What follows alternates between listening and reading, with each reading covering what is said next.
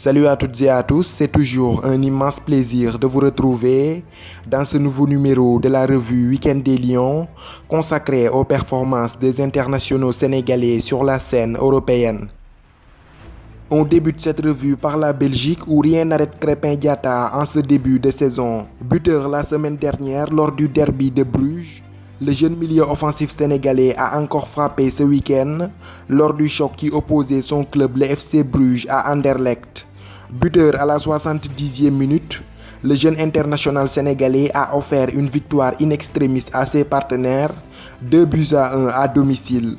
Il aurait même pu être crédité d'un doublé si son but n'était pas accordé aux défenseurs adverses contre son camp. Avec ce nouveau succès, le FC Bruges pointe désormais à la seconde place du championnat belge, à une seule longueur du leader le Standard de Liège, mais avec un match de retard. Récemment arrivé en provenance de Galatasaray, Mbaye Diagne n'a cependant pas participé à ce match. On quitte la Belgique pour la France où des Sénégalais ont encore brillé ce week-end.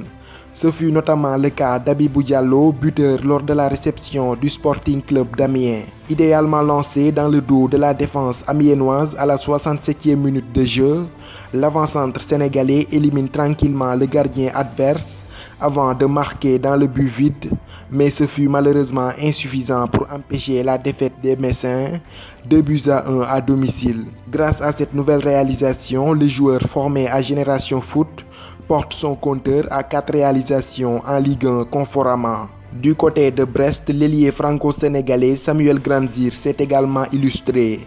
À la conclusion d'une superbe action collective, Grandsir a permis au Stade brestois mené 1-0 face aux Girondins de Bordeaux de revenir à la marque. C'est le tout premier but de sa carrière en Ligue 1. La rencontre s'est soldée par un match nul, 2 buts partout. Chez les Girondins de Bordeaux, Youssouf Sabaly blessé et Younous Sankaré absent de la feuille de match n'ont pas participé à la rencontre.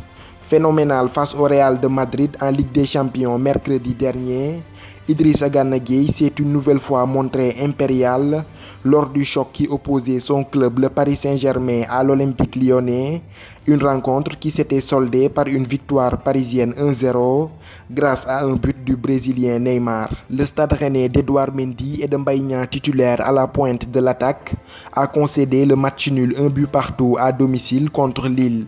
En Ligue 2 française, les Sénégalais n'étaient pas non plus en reste ce week-end. Lors du match qui opposait le FC Sochaux entraîné par le Sénégalais Omar Daf et l'en avant de Guingamp, ils ont été 2 Sénégalais à marquer les esprits.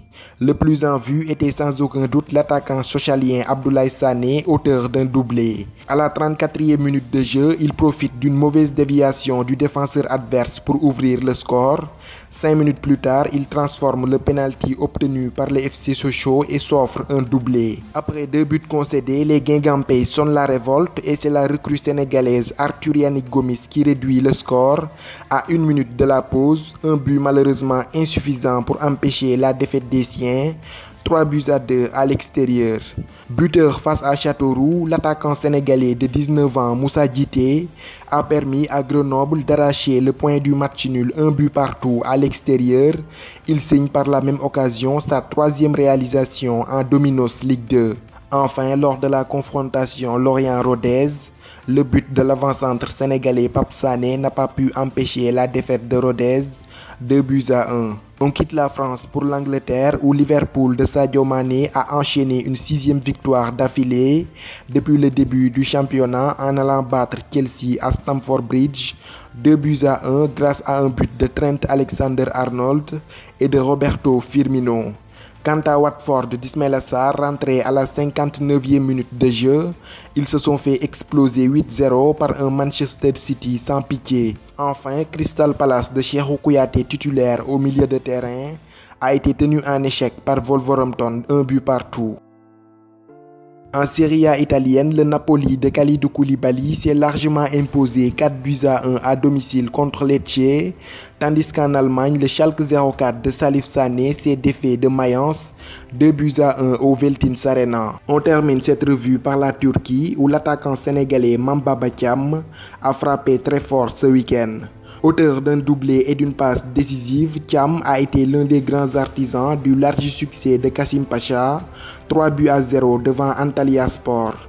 Alanya Sport de Papis Demba Cissé titulaire en attaque et Gençler Birliği d'Abdoulaye Diallo et de Zargo Touré se sont quittés sur un match nul d'un but partout.